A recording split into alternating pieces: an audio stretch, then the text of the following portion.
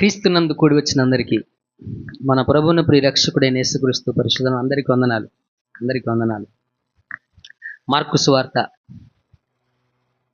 సువార్త మొదటి అధ్యాయం 38వ వచనం. ఆయన ఇతర సమీప గ్రామములలోను నేను ప్రకటించున్నట్లు వెళ్ళుదము రండి. ఇందు నిమిత్తమే కదా నేను బయలుదేరి వచ్చితనని వారితో చెప్పాను. కొద్ది మాటలు దేవుడు దీవించునుగాక. ఆమేన్. మిత్రులారా, మనం 35 నుంచి 39 వచనాలు మార్కు సువార్త మొదటి అధ్యాయంలో మనం నేర్చుకుంటున్నాం. ప్రతి ఆదివారం కూడా మనం సువార్త పత్రికలను ధ్యానం చేస్తూ మార్కు సువార్తను మనం నేర్చుకుంటున్నాం. ఇది 46వ పాఠం. ఎన్నో పాఠం అండి ఇది? 46వ పాఠం. Series of message, serial message. మీరు సీరియల్ చూస్తూ ఉంటారు కదా, ఎపోసీడ్ 613 600 అట్లా వేస్తా కదా, అట్లా అనమాట. 46వ సందేశం ఇది. మనం చదివినటువంటి వాక్య భాగం అసలైతే వాస్తవానికి మన టెక్స్ట్ 35 నుంచి 39 వచనాలు, 5 వచనాలు. ఈ 5 వచనాల్లో మనము యేసుక్రీస్తు యొక్క ప్రార్థన జీవితం చూసాం. మనం యేసుక్రీస్తు ప్రార్థన జీవితం చూసిన తర్వాత యేసుక్రీస్తు యొక్క పని ఎందుకు వచ్చాడు, ఆయన రావడానికి ఉద్దేశం ఏంటి, ఆయన పని ఏంటి అనేది మనం నేర్చుకుంటున్నాం. గడిచిన వారం మనం ఏం నేర్చుకున్నామంటే, ఆయన పని ఏంటనంటే సువార్తను ప్రకటించడానికి ఆయన వచ్చాడు. నేను చెప్పలా, ఆయన అన్నాడు అన్నమాట. ఇందు నిమిత్తమే కదా నేను వచ్చింది అని చెప్పాడు ఆయన. ఏం చెప్పాడు ఆయన? ఇందు నిమిత్తమే కదా నేను బయలుదేరి వచ్చింది. ఎలా వచ్చాడంట? బయలుదేరి అంటే సిద్ధపడి వచ్చింది. యేసుక్రీస్తు సిద్ధపడి వచ్చింది ఎందుకు? సువార్తను ప్రకటించడానికి, మారు మనసుని ప్రకటించడానికి. మనలో మీరు మారండి, మీరు మార్పు చెందాలి, మీరు మారు మనసు పొందాలి, దేవుని రాజ్యం సమీపంగా ఉంది, దేవుని రాజ్యం వస్తుంది, కాబట్టి మీరు ఏమవ్వాలి? మారు మనసు పొందాలి. అది చెప్పడానికి యేసుక్రీస్తు సిద్ధపడి, అంటే బయలుదేరి ఈ భూమి మీదకి వచ్చాడు. చాలామంది యేసుక్రీస్తుని వాళ్ళ ప్రయోజనాల కోసం మార్చుకున్నారు కూడా. యేసుక్రీస్తుని ఎంతవరకు స్వస్థపరుస్తాడని, అద్భుతం చేస్తాడని, రాత్రిపూట దర్శనంలో వచ్చి కనబడతాడని, అరిచెయ్య వసద్దు మళ్ళీ ఇంక మిగతాయి రావు. ఇలాగా క్రీస్తుని వారి స్వప్రయోజనాల నిమిత్తము వాళ్ళు అన్వయించుకుంటున్నారు. అది కానీ దేవుని వాక్యము నాకు విరుద్ధమైనటువంటి భావజాలం. అది దేవుని వాక్యానికి విరుద్ధమైన భావజాలం. అది యేసుక్రీస్తు స్వస్థపరచడు అని నేను చెప్పడంలా, ఆయన చేస్తాడు. కానీ ఆయన ఎవరి కోసం వచ్చాడు, ఎందుకు వచ్చాడు అనేది నీకు తెలియాలి. ఆయన నీ కోసమే వచ్చాడు, నీకు సువార్తను ప్రకటించడానికి వచ్చాడు. ఆయన కేవలము ఇక ఆయన ఏదో ఒక డాక్టర్ లాగా, వైద్యుడు మాత్రమే, ఆ వైద్యం చేసేవాడిలాగానే ఆయనను మీరు ఎన్నుకోవడం అనేటువంటిది బాధ కలిగించేటువంటి, విచారాన్ని కలుగజేసేటువంటి, వాక్య విరుద్ధమైనటువంటి ఆలోచన. అలా మీరు యేసుక్రీస్తుని మీ హృదయంలో పెట్టుకోకండి. యేసుక్రీస్తు దేవుడు. ఆయన ఎందుకు వచ్చాడు అని అంటే నీ కోసమే వచ్చాడు, నీలో మారు మనసును ప్రకటించడానికి ఆయన వచ్చాడు. అది మనం గత వారం మనం నేర్చుకున్నాం. తర్వాత ఆయన ఎందుకు వచ్చాడు అంటే రక్షించడానికి. ఎవరిని రక్షించడానికి వచ్చాడు? పాపులను రక్షించడానికి ఆయన వచ్చాడని కూడా మనం నేర్చుకున్నాం. యోహాను సువార్త 3వ అధ్యాయం 16వ వచనం 17వ వచనం. యోహాను సువార్త 3వ అధ్యాయం 16-17 వచనాలు ఏం చెప్పాడు చదవండి. దేవుడు లోకమును ఎంతో ప్రేమించెను, కాగా ఆయన తన అద్వితీయ కుమారునిగా పుట్టిన వాని యందు ఎవరండి, ఎవరి మీద విశ్వాసం? అద్వితీయ కుమారునిగా పుట్టిన వాని యందు విశ్వాసముంచు ప్రతివాడును ఎవరండి, ఎవరు నశించకూడదు? ఎవరైతే క్రీస్తుని మీద నమ్మకం, విశ్వాసం ఉంచారో, అంగీకరించారో, ఆ అంగీకరించిన వారు ఏమవ్వకూడదు? నశించక నిత్య జీవము పొందునట్లు. ఏం పొందునట్లు? రైట్, అందుకొచ్చాడు ఆయన. దేవుని మీద నమ్మకం కలిగిన వారు ఉన్నారు కదా, దేవుణ్ణి అంగీకరించినటువంటి వారు ఉన్నారు కదా, దేవుణ్ణి విశ్వసించినటువంటి వారు ఉన్నారు కదా, క్రీస్తుని. ఆ విశ్వాసం ఉంచినటువంటి వారు నాశనం కాకూడదు, నరకానికి వెళ్ళకూడదు.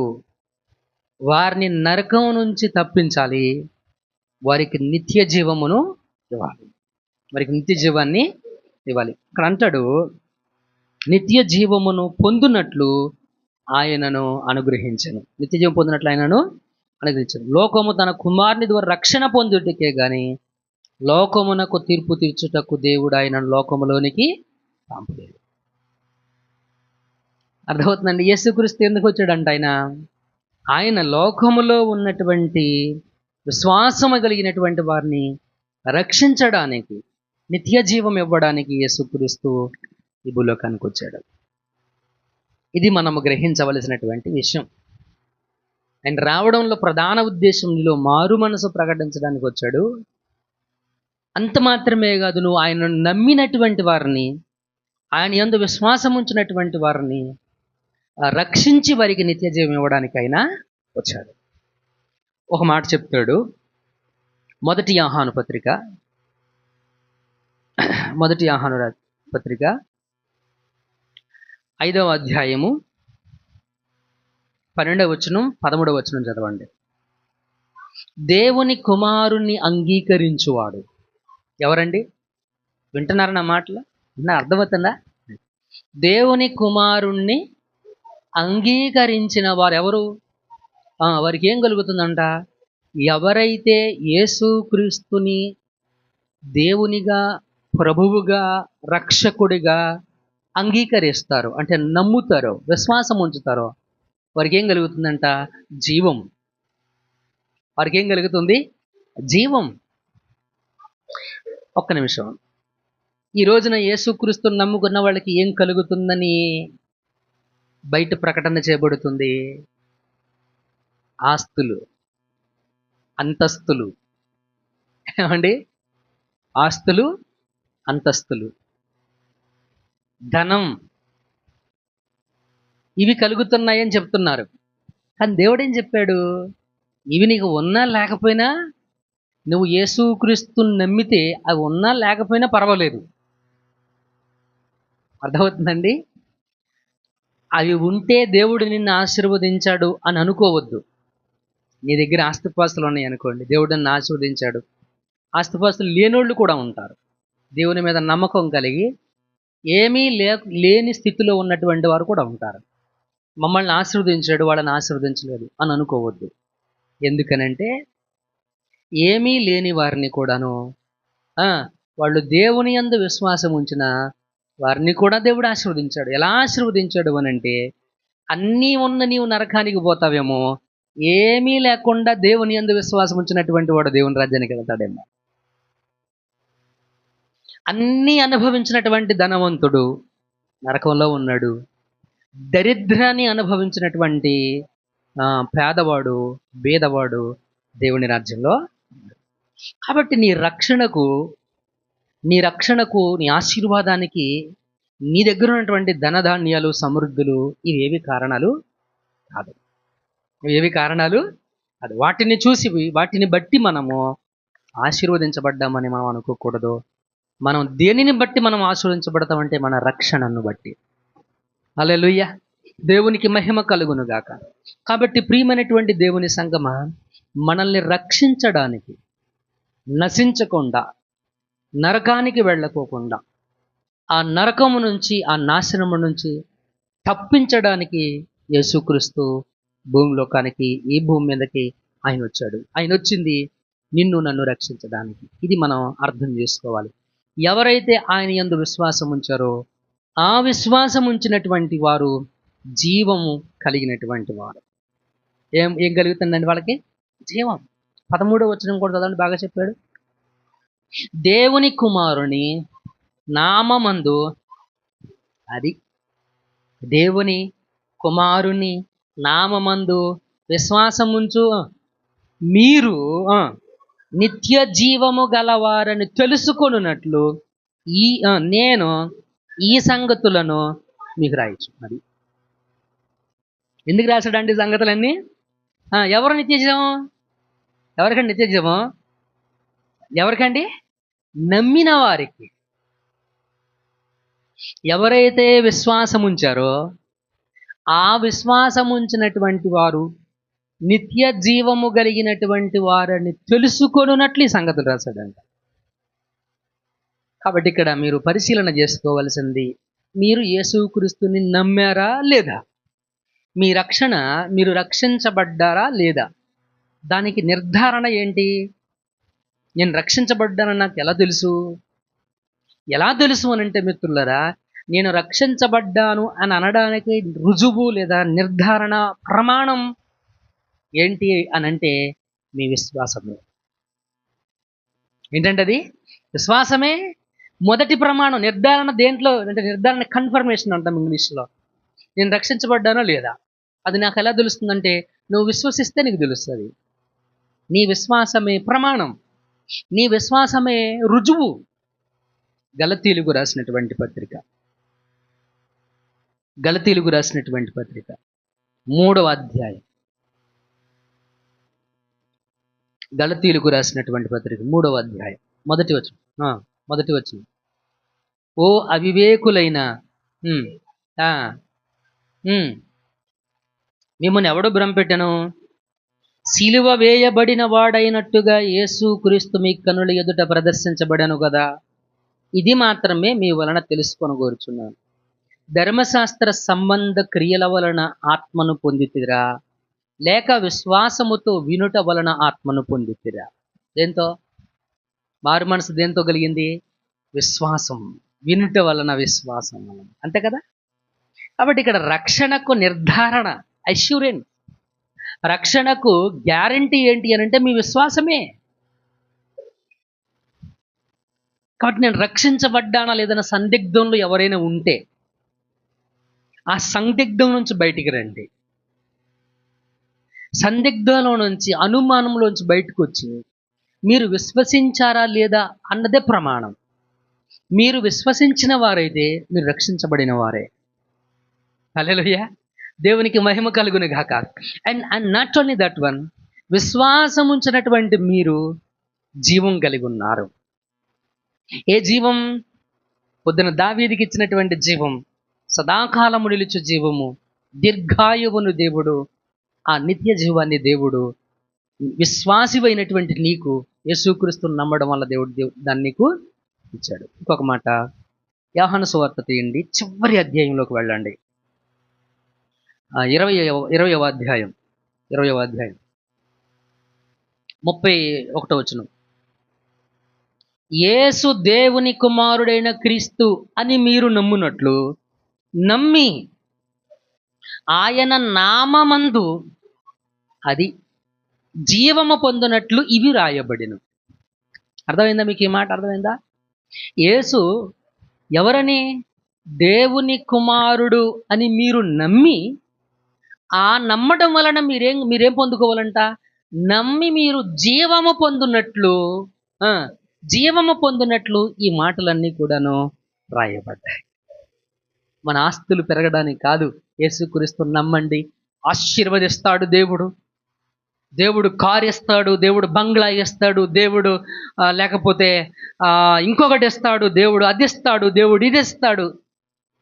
అవి ఇవ్వడానికి కాదు. అర్థమవుతుందండి? అవన్నీ మీరు కష్టపడి సంపాదించుకోవాలి.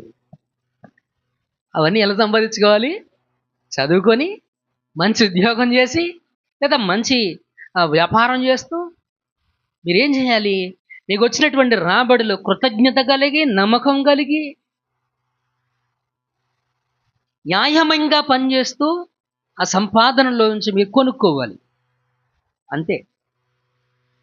దేవుడు దేవుడు దేవుడు దేవుడు అప్పుడు ఆశీర్వదిస్తాడు. నువ్వు నమ్మకంగా, న్యాయంగా దేవుని ఎడల కానీ, అటు మనుషుల ఎడల కానీ, పని పట్ల కానీ నువ్వు న్యాయబద్ధంగా ఉంటే, దేవునికి అనుకూలంగా జీవిస్తే అవి కష్టపడి సంపాదించుకోవాల్సినటువంటివి అవన్నీ కూడా దేవుడు ఇస్తాడు. అవి కూడా. హల్లెలూయా. దేవునికి మహిమ కలుగును గాక.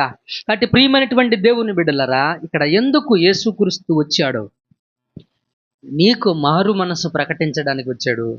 And not only that one, నిన్ను పాపము నుంచి నువ్వు నశించిపోకోకుండా నిన్ను రక్షించడానికి యేసుక్రీస్తు వచ్చాడు. నిన్ను రక్షించి నీకు నిత్య జీవమును ఇవ్వడానికి యేసుక్రీస్తు వచ్చాడు. నీకు జీవం ఇవ్వడానికి అని యేసుక్రీస్తు వచ్చాడు. కాబట్టి మీరు యేసుక్రీస్తుని నమ్మి నిత్య జీవాన్ని పొందుకోండి. ఆయన ఇచ్చేదేంటి? నిత్య జీవం అని ఆయన చెప్పాడు. నేను చెప్పట్లేదు కదండి. నేనేమన్నా రాశానా మాటలన్నీ? నేను రాసినవి కాదు కదా. ఆయన చెప్పాడు నిత్య జీవము కలిగినటువంటి వారు అని. లూకాసు వార్త 5:32. లూకాసు వార్త 5వ అధ్యాయం 32వ వచనం ఏం చెప్పిందో చదవండి.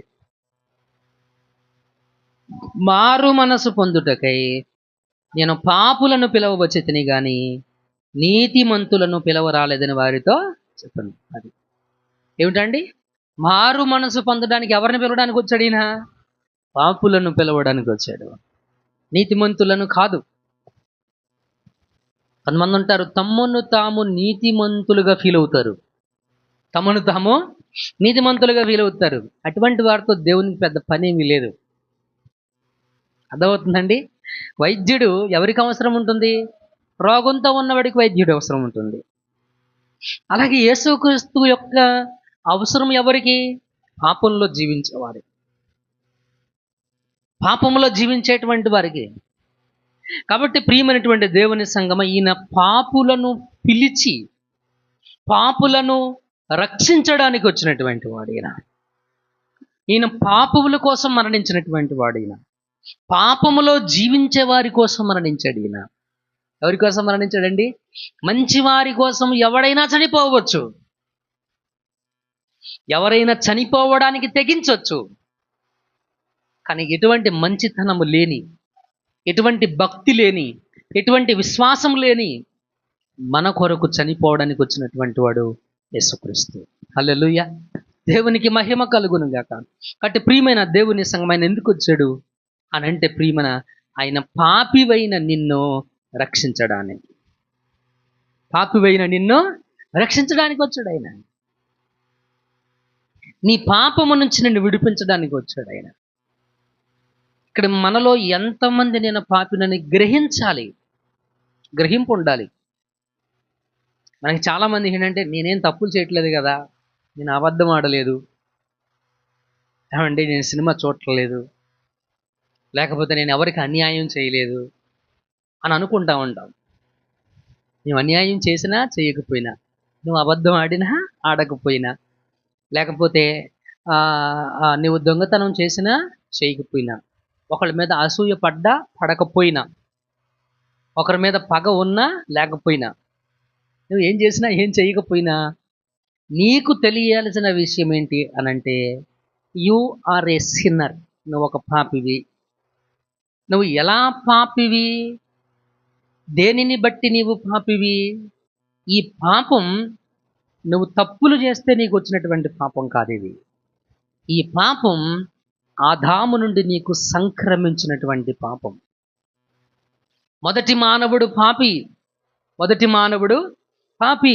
మన పితరుడు, మనందరికీ మానవ జాతికి ఒక మూలంగా ఆయన దగ్గర నుంచే వచ్చే మనందరము కూడా ఆదామును బట్టి, ఆదాము చేసినటువంటి పాపమును బట్టి మనందరము కూడాను పాపులమే. 3వ అధ్యాయం రోమీయులకు రాసినటువంటి పత్రిక 9వ వచనం చెప్పినటువంటి మాట మీకు జ్ఞాపకం చేస్తాను. గ్రీసు దేశస్థులేమి యూదులేమి అందరూ పాపమునకు లోనై ఉన్నారు. అందరూ ఏమయ్యారు? పాపమునకు లోనై ఉన్నారు. ఇంకొక మాట చెప్తాడు 22వ వచనములో, ఏ భేదము లేదు, అందరూ పాపము చేసి దేవుడు అనుగ్రహించు మహిమను పొందలేకపోతున్నారు. ఏంటండి? ఏ భేదం లేదు. There is no difference.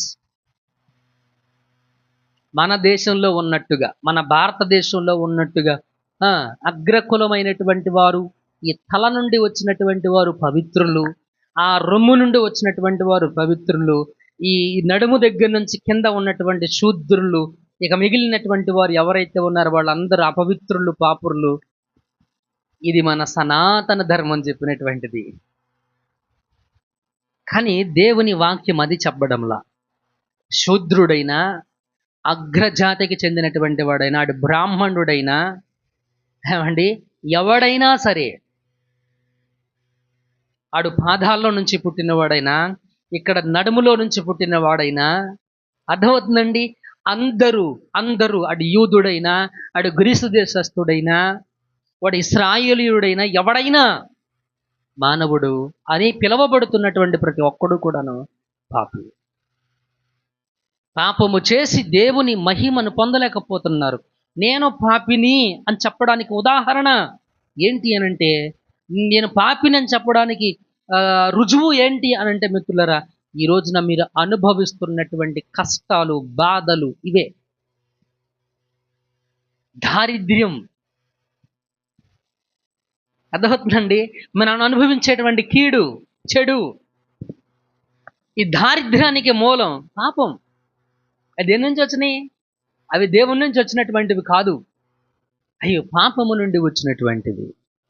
అవి పాపం నుండి వచ్చినటువంటి. గమనించండి ప్రియమైనటువంటి దేవుని సంగమం, మనం దారిద్ర్యపు దశలో ఉన్నాము అని అంటే, మనము దరిద్రాన్ని, కష్టాలను, శ్రమలను, ఇబ్బందులను ఎదుర్కొంటున్నాము అని అంటే, ఆ ఇబ్బందులు వలన అవి రావడానికి, అవి మన జీవితంలో ఉండడానికి గల కారణము పాపము, పాపము, పాపము, పాపము, పాపమే. నువ్వు అంగీకరించకపోయినా దానికి మూల కారణము పాపమే. మూల కారణము పాపమే. నువ్వు అనుభవించేటువంటి అనారోగ్యం చెబుతుంది నీలో పాపం ఉందని. నీ అనారోగ్యం చెప్తుంది, అనారోగ్యం చెప్తుంది నీలో పాపం ఉందని. ఎందుకు వచ్చింది ఒక మనిషికి అనారోగ్యం? పాపం. ఎందుకు? మరణం చెబుతుంది పాపం అని. పాపము వలన వచ్చు జీతము. ఒక పాస్టర్ గారు చెప్తుంటే విన్నా నేను, మనము ఆహారము తిన్న ప్రతిసారి కూడాను కొన్ని లక్షల క్రిములు మన శరీరంలో చచ్చిపోతాయంట. తెలుసా?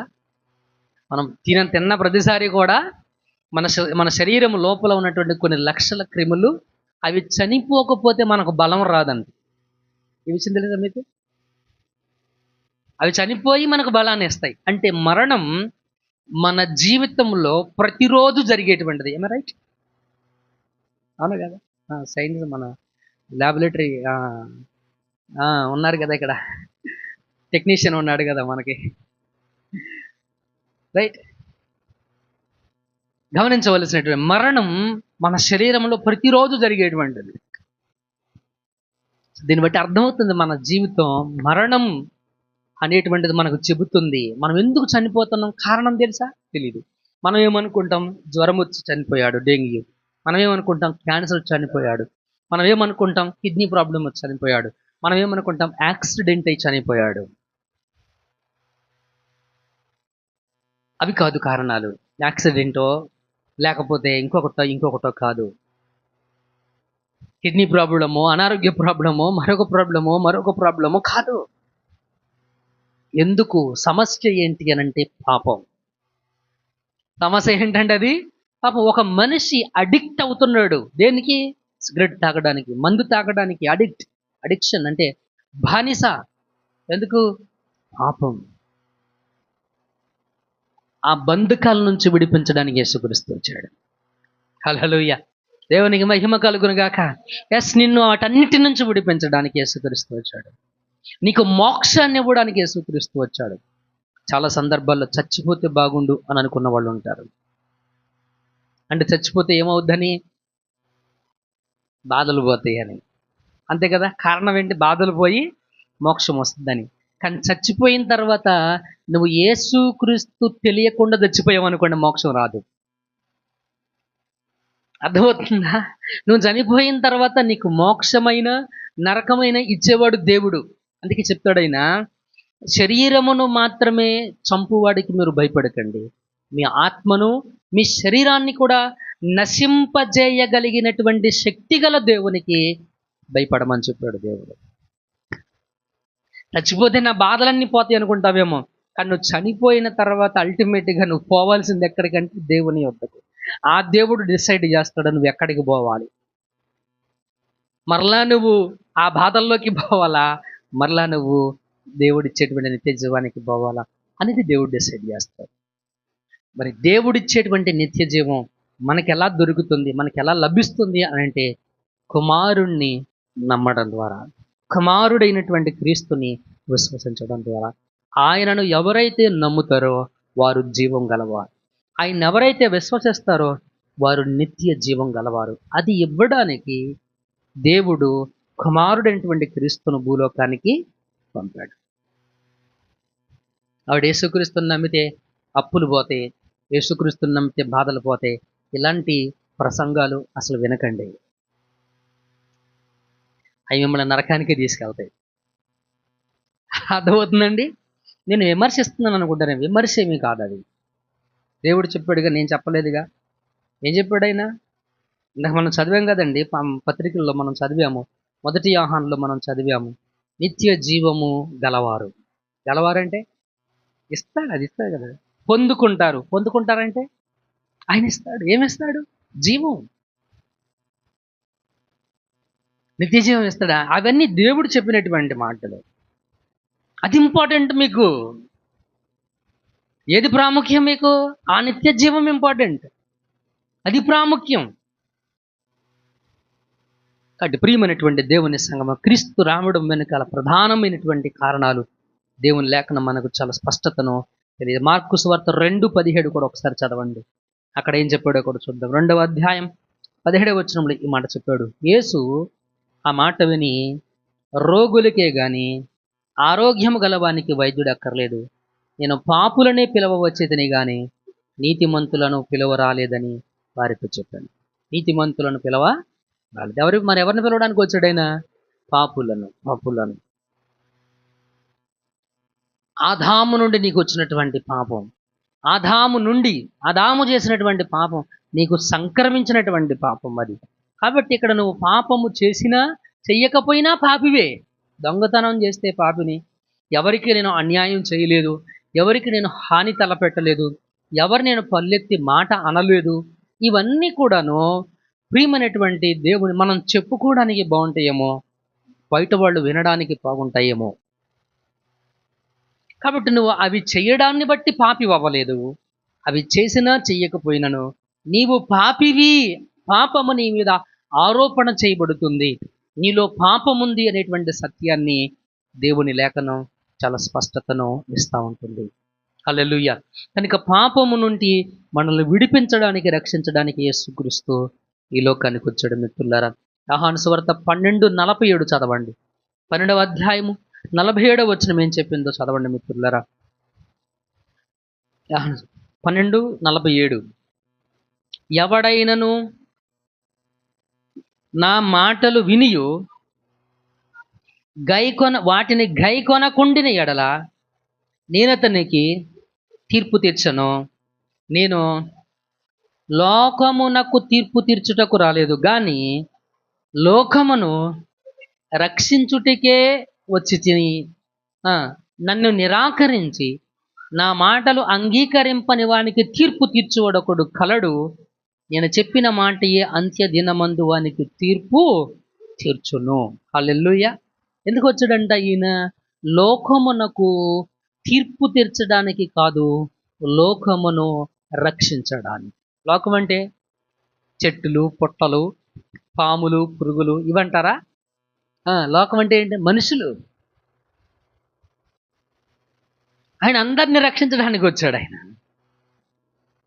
ప్రభు ఒక ఆజ్ఞను, ఒక కమాండ్, ఒక మాట చెప్పాడు. ఏంటంటే అంతటా అందరూ మారు మనసు పొందాలి.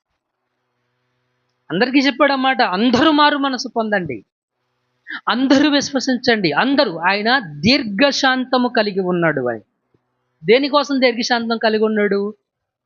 అందరూ ఎవరు నశించాలని ఇచ్చయింపక అందరూ మారు మనసు పొందాలని ఆయన దీర్ఘశాంతము కలిగి ఉన్నాడు. ప్రియులారా, ప్రభునందు ప్రియమైన దేవుని సంఘం, ఇక్కడ ఉన్నటువంటి వారిలో ఇంకా ఎవరైనా మారు మనసు పొందని వారిగా ఉన్నట్లయితే దేవుడు ఈరోజు మీకు చెప్తున్నటువంటి మాట, ప్లీజ్ మారు మనసు పొందండి, మారు మనసు పొందండి. క్రీస్తుని నమ్మి నిత్య జీవం పొందండి. యేసుక్రీస్తుని నమ్మి నిత్య జీవాన్ని పొందండి. యేసుక్రీస్తుని నమ్మి నిత్య జీవాన్ని పొందండి. ఆయనను, ఆ యేసుక్రీస్తుని నమ్మి మీ పాపము నుంచి విడుదల పొందండి. ఆయన విడిపిస్తాడు మీ పాపం నుంచి, ఆయన విడిపిస్తాడు. మీరు అనుకోవద్దు, నేను మంచోడిని కాదు కదా. నువ్వు మంచోడు కాదని నీకోసం చనిపోయింది. నువ్వు మంచోడు అని చనిపోలా. ఆయన మంచి వాళ్ళ కోసం కాదు చనిపోయింది, పాపివైన నీ కోసమే. నువ్వు పాపివని నిన్ను అర్థం చేసుకున్నటువంటి వాడు. నువ్వు ఎంత పెద్ద ఘోర పాపివి, అబ్బో నేను క్షమించరాని పాపం చేశాను అని నువ్వు అనుకుంటున్నావేమో. నీకంటే ఘోరమైనటువంటి పాపులు ఉన్నారు, నీకంటే నాకంటే ఘోరమైనటువంటి పాపులు అన్నారు, నీకంటే నాకంటే ఘోరమైనటువంటి పాపులు ఉన్నారు. నీకు తెలుసు కదా, మనం రోమపత్రిక నేర్చుకున్నప్పుడు ఏలియా దేవునితో వాదించాడంట. వాదించేటప్పుడు ఏమంటాడో తెలుసా? అయ్యా, ఈ ఇశ్రాయేలులందరూ నీ ప్రవక్తలను చంపారు, ఈ ఇశ్రాయేలులందరూ నీ బలిపీఠములను పడగొట్టారు. ఏంటంట, ఏం చేశారంట? ఇశ్రాయేలులందరూ ఏం చేశారు? ప్రవక్తలందరినీ చంపేశారు. ఇశ్రాయేలులందరూ ఏం చేశారు? నీ బలిపీఠములన్నీ పడగొట్టేశారు. కాబట్టి ఇక నిన్ను వద్దనుకుంటున్నారు వాళ్ళు, నిన్ను తిరస్కరించేశారు వాళ్ళు. వాళ్ళని ఏదో ఒకటి చేసేయి, వాళ్ళని ఏదో ఒకటి చేసాయి అని దేవునితో వాదిస్తున్నాడు. అప్పుడు దేవుడు వారిని ఏమైనా చేశాడా?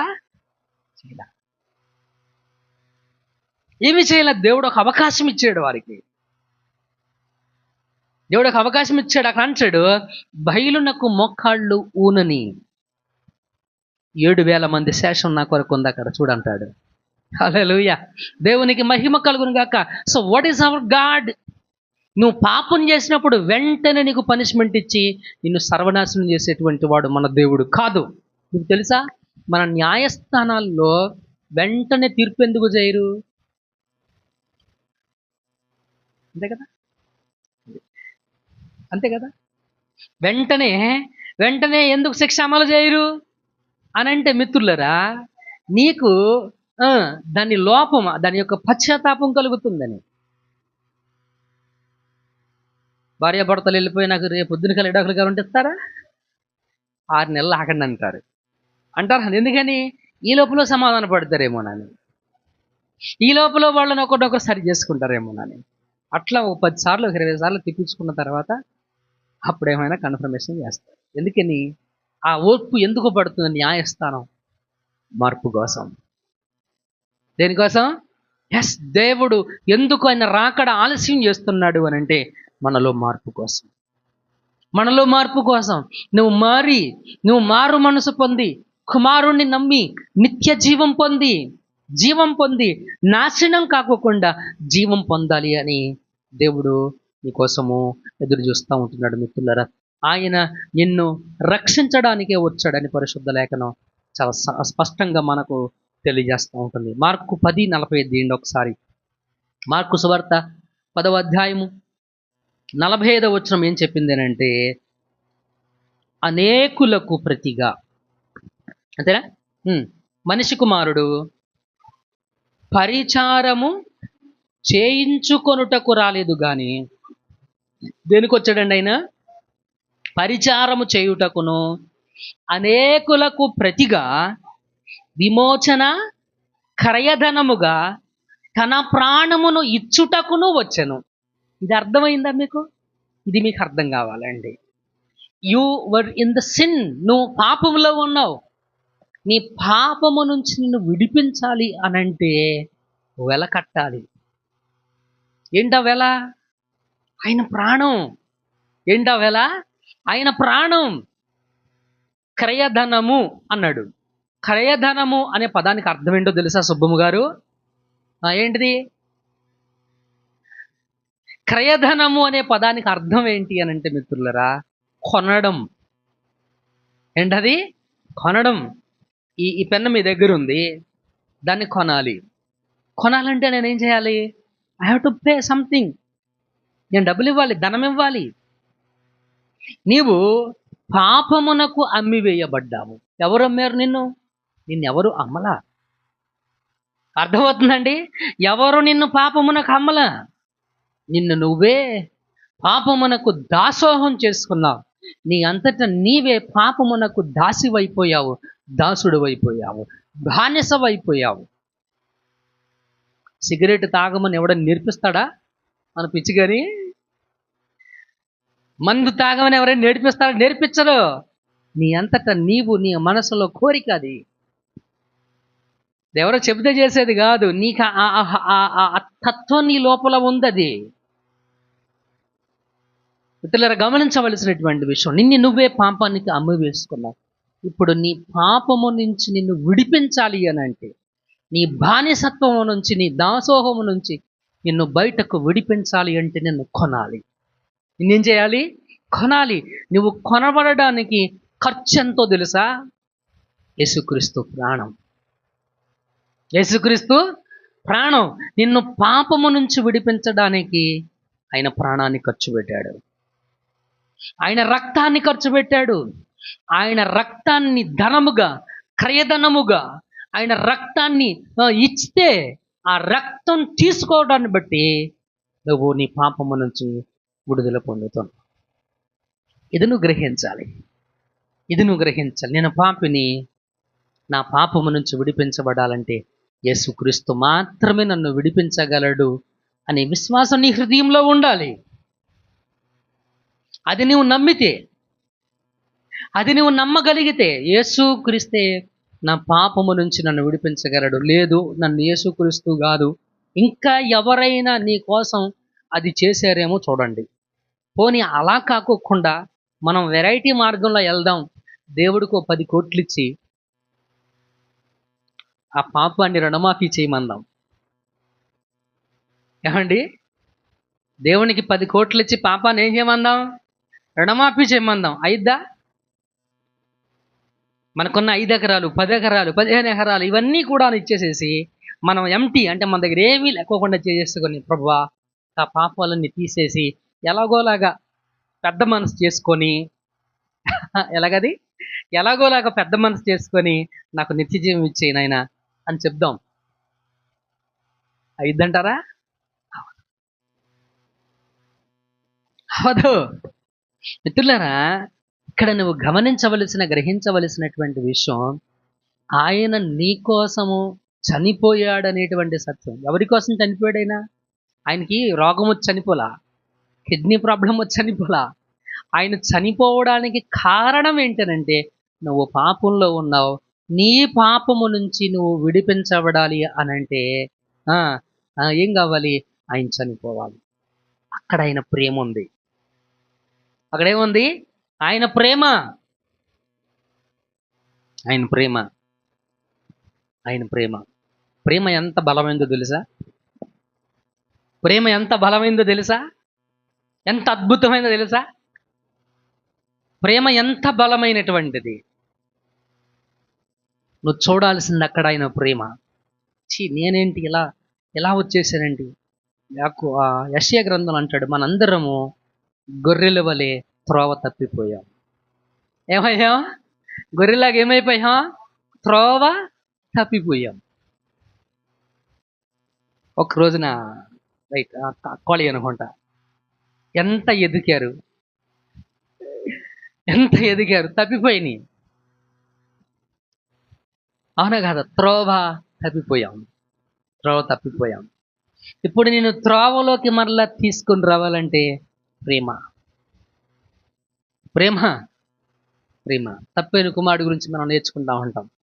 ఇక్కడ అద్భుతమైనటువంటి విషయం ఏంటనంటే, ఆ పిల్లడు తప్పిపోయి తిరిగి వచ్చేటప్పుడు మనసులో అనుకుంటున్నాడు, ఇక మా నాన్న నన్ను ఎలాగైనా దగ్గరికి రానివ్వడేమో. ఎలాగోలాగా మా నాన్న రిక్వెస్ట్ చేసి బ్రతిమిలాడి నానా, ఇక నీ కుమారుడిని అని అనిపించుకోవడానికి నాకు ఆ దగ్గర యోగ్యత లేదు, కానీ నీ దగ్గర పని వాళ్ళలో ఒక్కడిగా నన్ను చేర్చుకో, నాకింత భోజనం పెడితే చాలా అన్నాడు. కానీ తండ్రి ప్రేమ ఎంత అద్భుతం చూడండి. పిచ్చోడా, నువ్వు పనివాళ్ళలాగా ఉంటావు వింటరా, నువ్వు నా కొడుకువి, యు ఆర్ మై సన్, నువ్వు నా కుమారుడివి. నీకు దక్కవలసినటువంటి గౌరవం నా ఇంట్లో పనిచేసే పని వాళ్ళకి దక్కే గౌరవం వంటిది కాదు. నీకు దక్కవలసినటువంటి గౌరవం ఎంత అనూహ్యమైనటువంటిది అనంటే, రాజ ఉంగరాన్ని తీసుకొని వచ్చాడు, తొడిగాడు, ప్రశస్తమైన వస్త్రాలు తీసుకొని వచ్చాడు, ధరింపజేశాడు, ఒక గొప్ప విందుని చేశాడు, గొప్ప చేశాడు. హల్లెలూయా, దేవునికి మహిమ కలుగును గాక. నువ్వు మారు మనసు పొందాలి, ఎందుకంటే నీవు రక్షించబడాలి. నువ్వు ఎవరివైనా, ఎంత పాపివైనా, ఎంత ద్రోహివైనా, ఎంత చెడ్డవాడివైనా, ఎంత మూర్ఖుడివైనా, నువ్వు ఎవరివైనా, నిన్ను నీలా మన తల్లిదండ్రులు మనం మంచిగా ఉంటే ఇష్టపడతారు. మనం త్రాగుబోతులమై చెడ్డోళమై తిరుగుతున్నాం అనుకోండి, భలే ఉన్నవరా కొడుక అని సంతోషపడతారా? ప్రేమించగలుగుతారా? గౌరవించగలుగుతారా? నా రెస్పెక్ట్ ఇవ్వగలుగుతారా?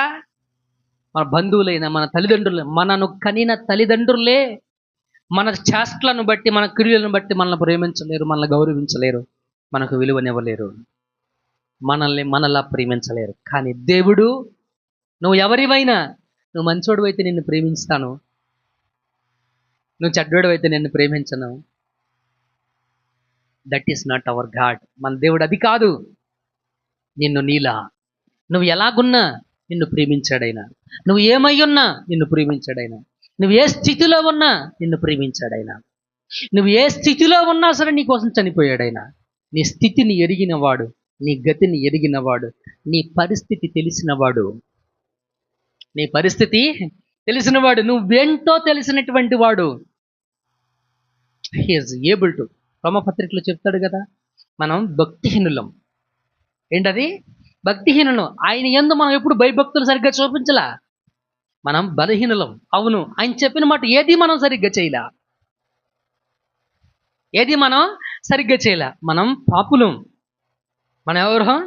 పాపులం. అవును, ఆయనకు వ్యతిరేకంగానే నడిచాం కానీ ఆయనకు అనుకూలంగా నడవాల, ఆయనకు వ్యతిరేకంగానే జీవించాం కానీ ఆయనకు ఇష్టడుగా మనం జీవించలేకపోయాం. మనం శత్రువులం. శత్రువు ఏం చేస్తాడండి? శత్రువు ఎలా ఉంటాడు? ఏం చేస్తాడు? శత్రువు ఏం చేస్తాడు? ఇప్పుడు మన శత్రువులు ఉంటారు, ఏం చేస్తారు? మనకి వ్యతిరేకంగానే ఉంటారు. మనం ఒకటంటే అని ఇంకోటి అంటాం. మనం చెప్పిన దానికి అగ్రి అవుతాడా? అవడం. దేవునికి మనం అలా జీవించాం. దేవుడు చెప్పిన దానికి ఏది మనం లోబడలా. దేవునికి శత్రువుల్లాగా ప్రవర్తించి బ్రతికాం. అయినా మనం పాపులమైన మన కొరకు, శత్రువులమైన మన కొరకు ఆయన ప్రాణం పెట్టాడు. ఆయన ప్రాణం ఇచ్చాడు, క్రయధనం ఇచ్చాడు. నీ పాపమునకు పరిహారమై ఉన్నటువంటి, నిన్ను నీ పాపం నుంచి విడిపించడానికి ఆయన ప్రాణాన్ని, ఆయన రక్తాన్ని క్రయధనముగా ఇచ్చాడు. మీ పిల్ల, నువ్వు పాప భారంతో ఫీల్ అవ్వాల్సిన అవసరం లేదు. నేను పాపినని దేవునికి దూరంగా ఉండొద్దు. నీ పాపినని దేవుని నీకు అనిపించింది, ఎస్ నేను పాపిని అని తెలిసిందిగా, నువ్వు చేయాల్సిన పని ఏంటనంటే, నేను పాపిని అని దేవుని దగ్గర ఒప్పుకొని క్షమించమని అడిగి మారు మనసు పొంది ఆయన ఇచ్చే నిత్య జీవాన్ని పొందుకోవాలి. ఆయన ఇచ్చే నిత్య జీవాన్ని, దేవుని ఆజ్ఞ కూడా అదే. దేవుని ఆజ్ఞ కూడా అదే మిత్రులరా. కనుక ప్రియమైన దేవుని సంకట గమనించవలసినటువంటి విషయం ఇది. అపోస్తుల కార్యాలు 3:26 చెప్తా ఉంది, దుష్టత్వము నుంచి నిన్ను మళ్ళించడానికి ఆయన వచ్చాడని. దేని నుంచి? దుష్టత్వము నుంచి. అపోస్తలుడైన పౌలు ఏమంటాడో తెలుసా? పూర్వం నేను దోషకుడను, హింసకుడను, హానికరుడను. ఎప్పుడంట? పూర్వం దోషకుడు, హింసకుడు, హానికరుడు. అవి ఎవరి పనులు? దుష్టుని పనులు. అవి ఎవరి పనులు? దుష్టుని పనులు. ఇప్పుడు వాటన్నిటి నుంచి దేవుడు విడిపించాడు. పూర్వకాలం సాక్ష్యాలు ఎలాగుండేవి, ఇప్పుడు సాక్ష్యాలు ఎలాగుంటున్నాయి? ఇప్పుడు సాక్ష్యాలు ఎలాగ ఉంటున్నాయి?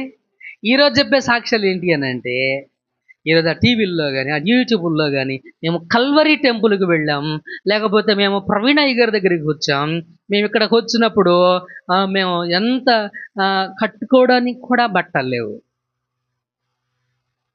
ఏమి లేవు, తినడానికి ఆహారం లేదు, ఇంట్లో 2 పచ్చిమిరకాయలు ఉన్నాయి, మేము 4 మనుషులు ఉన్నాం, ఆ పచ్చిమిరకాయలతోనే ఇన్ని నీళ్లు పోసుకొని తాగాం.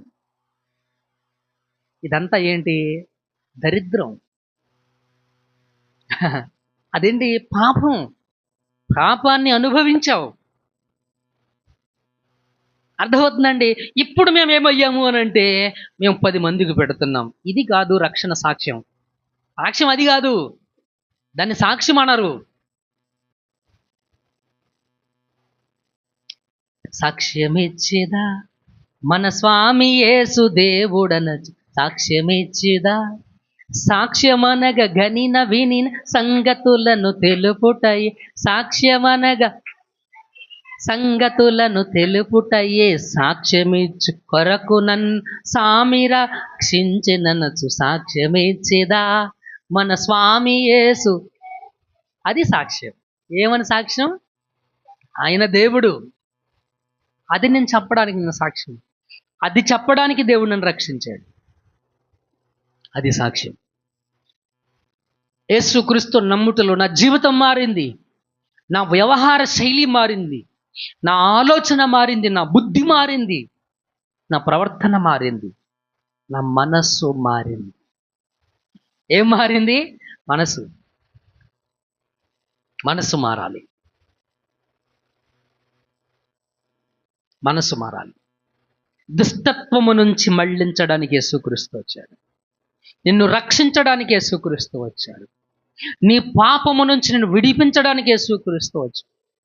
నిన్ను పాపం నుంచి విడిపించాలంటే క్రయధనం కావాలి, కాబట్టి ఆయన నీ కోసము క్రయధనముగా నిన్ను కొనడానికి కావలసినటువంటి ఖర్చు ఎంతైతే ఉందో ఆ ఖర్చు ఆయన భరించాడు. ఆ ఖర్చు ఏంటంటే ఆయన ప్రాణం. ఆ ఖర్చు ఏంటండి? ఆయన ప్రాణం. ఆయన ప్రాణం నీ కొరకు ఇవ్వడానికి వచ్చాడు ఆయన. ఎవరున్నారు నీ కోసం చనిపోయి ప్రాణం ఇచ్చేంత ప్రేమ నీ మీద చూపించిన వాళ్ళు ఎవరున్నారు? ప్రాణం ఇచ్చేంత గొప్ప నీ ఆప్యాయత నీ మీద చూపించినటువంటి వారు ఎవరున్నారు? ఈరోజు నువ్వు మంచోడిగా ఉంటే నిన్ను గౌరవించే వాళ్ళు ఉంటారు. నువ్వు మంచిగా మాట్లాడితే నిన్ను ప్రేమించే వాళ్ళు ఉంటారు. అది నీ కుటుంబ సభ్యులైనా, నీ బిడ్డలైనా, నిన్ను కనిన నీ తల్లిదండ్రులైనా.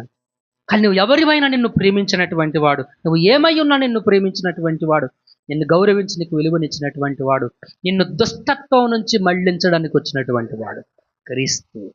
హల్లెలూయా. దేవునికి మహిమ కలుగును గాక. 2 చేతులు ఒకసారి హల్లెలూయా, హల్లెలూయా. గట్టిగా చెప్పండి హల్లెలూయా. చెప్పండి గట్టిగా hallelujah. That should be learn. అందుకొచ్చాడు యేసుక్రీస్తు. నిన్ను దుష్టత్వము నుంచి మళ్లించడానికి యేసుక్రీస్తు వచ్చాడు. చివరిగా ఒక మాట చదివి మనం ముగించుకుందాం మిత్రులారా. చివరిగా ఒక మాట, ఇంకొక మాట కూడా 12వ అధ్యాయము 46వ వచనం. యోహాను సువార్త 12:46.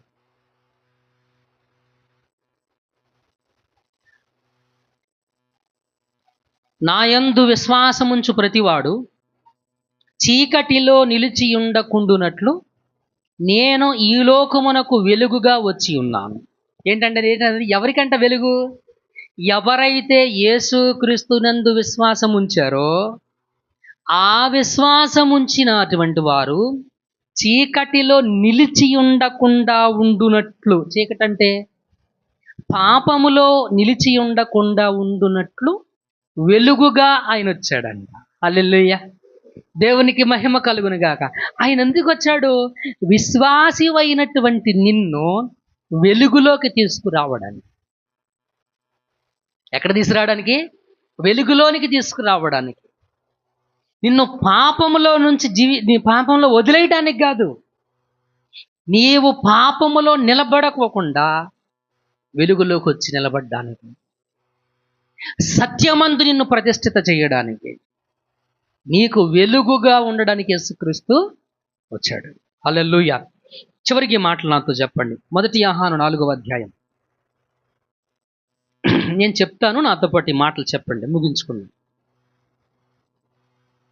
మొదటి యోహాను 4వ అధ్యాయము 19 నుంచి నేను చెప్తా వినండి. మనము దేవుని సంబంధులమనియు లోకమంతయు దుష్టుని యందున్నదనియు ఎరుగుదుము.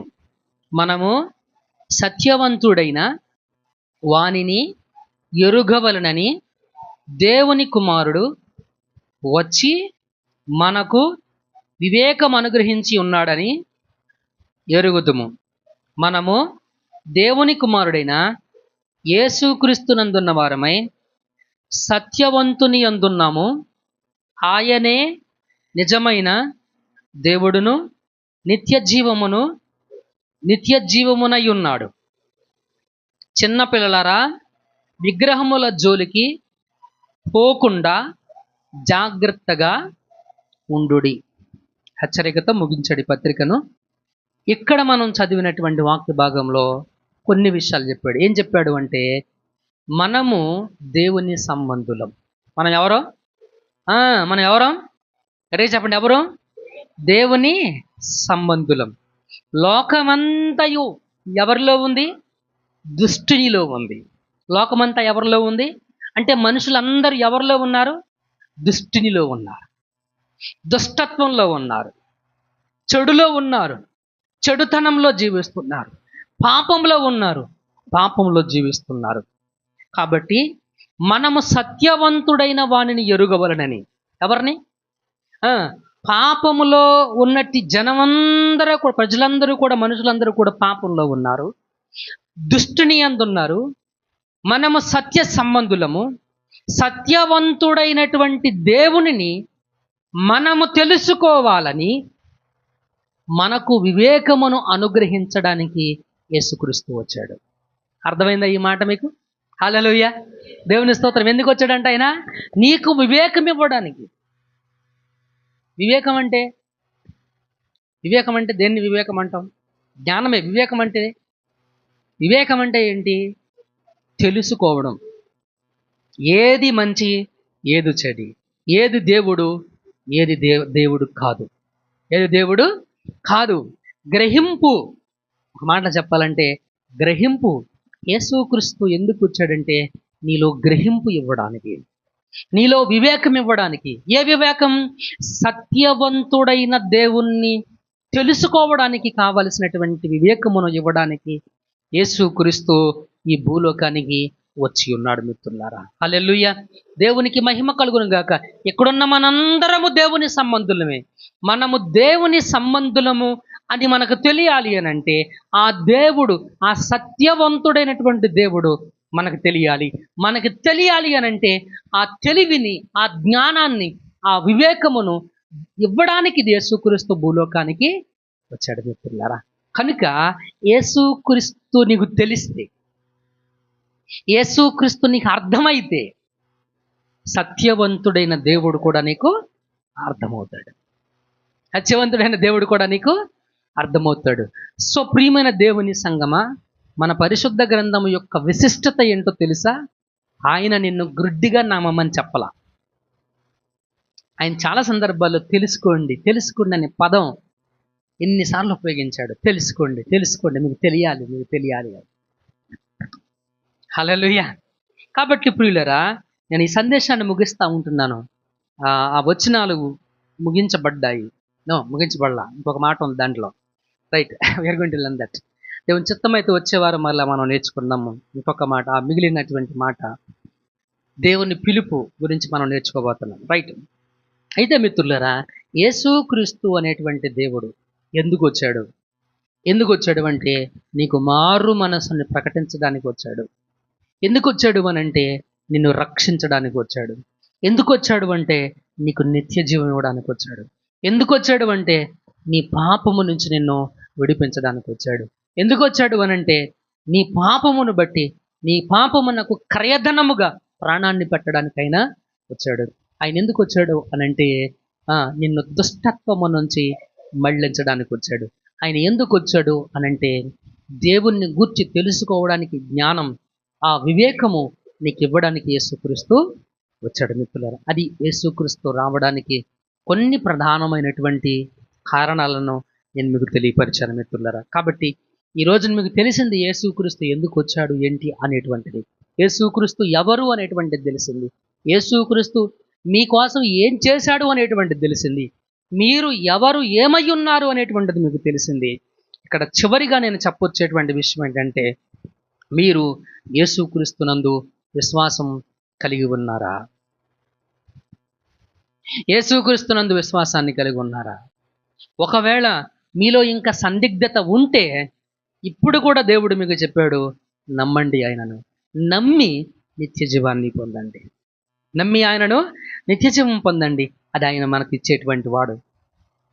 ఆయన ద్వారా మనము దేవుణ్ణి తెలుసుకోగలుగుతాము, తెలుసుకుంటాము. మిత్రులారా, ఆయన అర్థం చేసుకోవాలి. ఆయన అంటాడు, నా యందు విశ్వాసం ఉంచిన వాడు నన్ను పంపిన వాని యందు విశ్వాసం ఉంచాడు.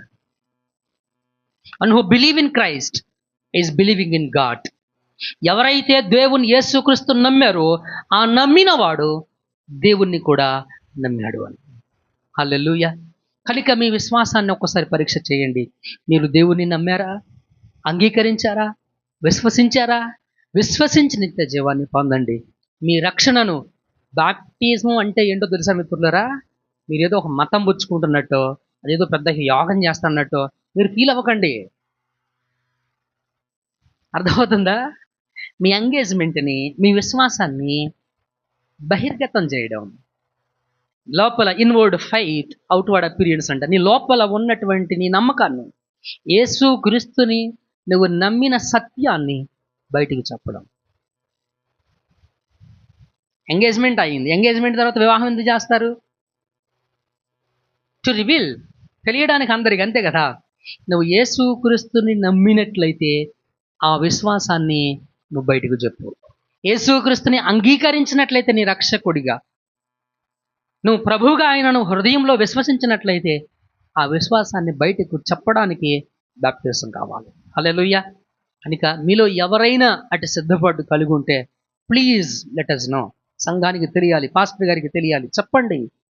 We will give you more information. ఇంకా మీకు ఎక్కువ ఇన్ఫర్మేషన్ ఇస్తాం. We are willing and ready to give you baptism.